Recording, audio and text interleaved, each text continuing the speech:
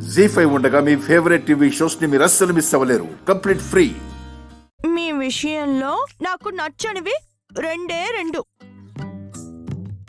ఒకటి, మీరు నాతో మాట్లాడకుండా మౌనంగా ఉంటే నచ్చదు.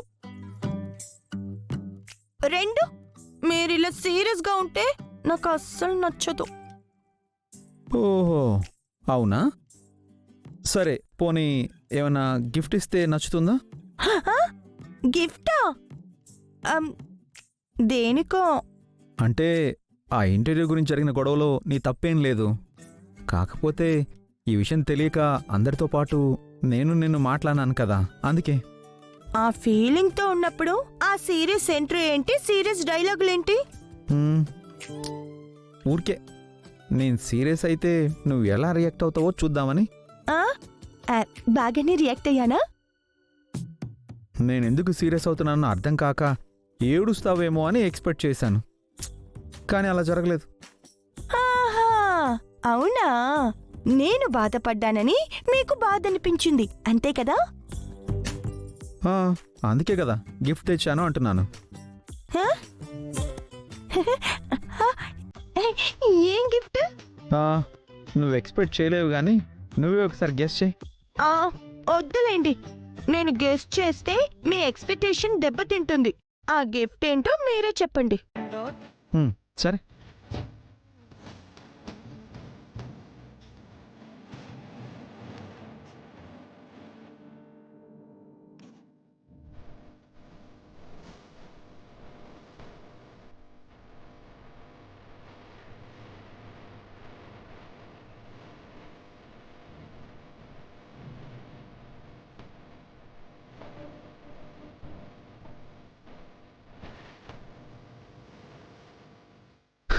ఇదిగో, నీకు పూలంటే ఇష్టం కదా, అందుకే మల్లెపూలు తెచ్చాను.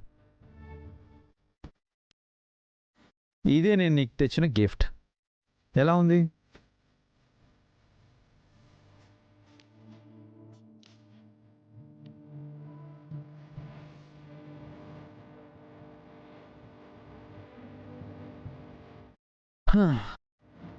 ఓయ్ గుండు, ఏంటే కూర్చుండిపోయావు? నిలబడి కాళ్ళు లాగుతున్నాయా?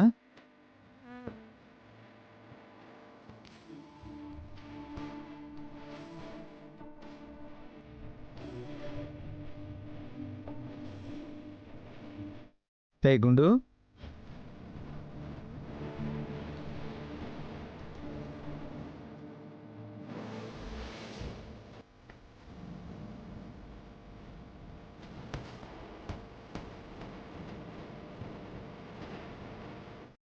గుండు, ఏమైందే? ఇప్పుడు నేను నిన్నేమన్నానని ఏడుస్తున్నావు? ఊరికే తమాషాగా సీరియస్ అయ్యానని చెప్పాను కదా. నేనేం ఏడవడం లేదు. నువ్వు చెప్పకపోయినా నాకు అర్థమైంది. గిఫ్ట్ తెచ్చాను అనగానే ఏ బంగారు చైనో తెచ్చుంటానో అని నువ్వు ఎక్స్పెక్ట్ చేసి ఉంటావు. పువ్వులు తెచ్చానని డిసప్పాయింట్ అయ్యావు, అంతే కదా? అని నేను చెప్పానా? ఎవరికి కావాలి బంగారం చైన్లు, నెక్లెస్లు? వాటికంటే నాకు ఇవే విలువైనవి. హలో, నెక్లెస్ అంటే లాక్స్లో ఉంటుంది, ఇవి జస్ట్ 50 రూపీస్. మీకీ పూలలో 50 రూపాయలే కనిపిస్తున్నాయి, కానీ నాకు మీ ప్రేమ కనిపిస్తుంది. జీ5 యాప్ డౌన్లోడ్ చేసి అన్ని ఎపిసోడ్స్ పూర్తి ఉచితంగా చూడండి.